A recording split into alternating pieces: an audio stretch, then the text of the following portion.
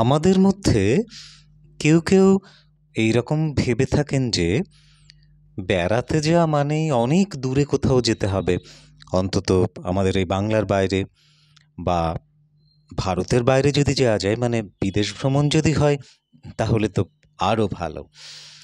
আসলে আমাদের এই বাংলায় ছড়িয়ে ছিটিয়ে আছে কত যে দেখার মতো জায়গা, তারই অত্যা নেই। সবসময় যে অনেক খরচ করে অনেক দূর বেরিয়ে পড়তে হবে তার কোনো মানে নেই। এবার আমরা পুজোর মধ্যে গিয়েছিলাম গড়পঞ্চকোটে। ওই একটু আগে ছবিতে যেটা দেখছিলেন না, ওটা হচ্ছে আমরা যে রিসোর্টে ছিলাম সেখানকার ছবি। যাই হোক, পুরুলিয়ার এই যে পঞ্চকোট পাহাড়, তার কোলে ইতিহাসের নানা সাক্ষী বহন করে চলেছে এই বিশেষ স্থানটি। একসময় এই অঞ্চল শাসনকারী শিখর রাজবংশের রাজধানী ছিল এই বিশেষ জায়গাটি। এখানে প্রায় 5 মাইল বিস্তৃত দুর্গ ছিল এবং সেটি পরিখা দিয়ে ঘেরা ছিল। আবার মূল দুর্গ পাথর দিয়ে ঘেরা ছিল। এখানকার বেশিরভাগ স্থাপত্য অবশ্য এখন ধ্বংসপ্রায়। যাই হোক, তবে এখানে দেখার মতো রাস মন্দির আছে, আছে পঞ্চরত্ন মন্দির। এইগুলোতে মানুষ এখানে আসলে যানই আর কি। তো এই যে এখন যে ছবিটি দেখতে পাচ্ছেন, এটা হচ্ছে রাস মন্দিরের ছবি। আপনারা গড়পঞ্চকোট সম্পর্কে আরও বিস্তারিত যদি জানতে চান তাহলে সুভাষ রায়ের লেখা বই কিন্তু পড়তে পারেন। পুরুলিয়া জেলার পুরাকীর্তি বা পুরুলিয়ার কয়েকটি প্রত্নস্থল, এই সমস্ত বইয়ে আপনারা পুরুলিয়ার এই বিশেষ জায়গাটি সম্পর্কে অনেক তথ্য পেয়ে যাবেন।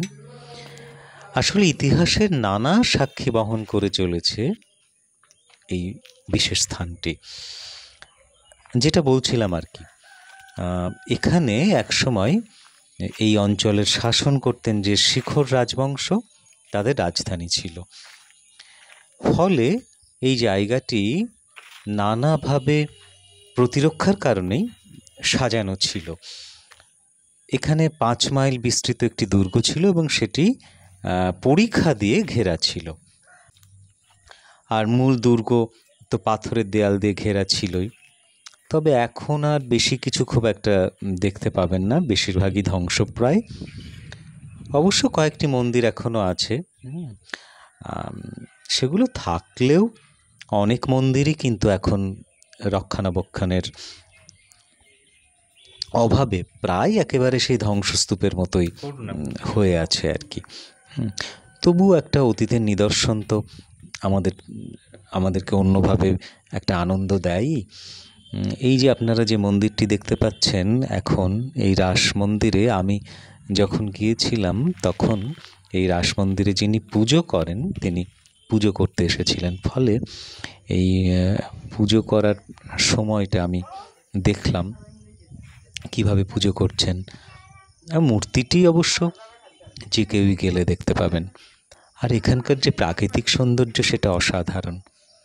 ওই যে প্রথমেই আমার এই ভিডিওর একদম শুরুতেই যে রিসোর্টের ছবি দেখছিলেন, ওটা আসলে ওই চারুলতা নামে যে রিসোর্ট আছে তার যে ওয়াচ টাওয়ার, সেখান থেকে পুরো জায়গাটা তোলার চেষ্টা করেছিলাম আমি। আর পুরো জায়গাটা কিন্তু একটা অন্যরকম অনুভূতি এনে দেবে আপনার মনে।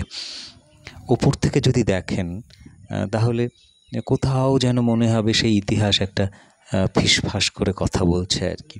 এখন আবার যেটা দেখতে পাচ্ছেন সেটা ওই মানে একটু আগে যেটা দেখতে পাচ্ছিলেন সেই রিসোর্টের অংশ। এখন যেগুলো দেখছেন এগুলো সব সেই পুরনো ধ্বংসাবশেষ।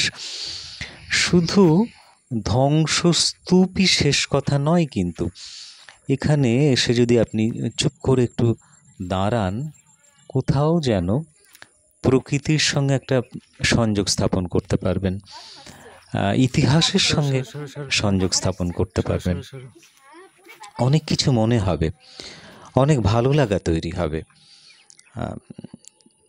যদি এখানে আপনারা আসতে চান তাহলে আপনারা ওই বরাকর বা কুমারডুবি যে কোনো একটা স্টেশনে নেমে পড়বেন, তারপর সেখান থেকে অটো পেয়ে যাবেন বা অন্য যানবাহন পেয়ে যাবেন আর কি।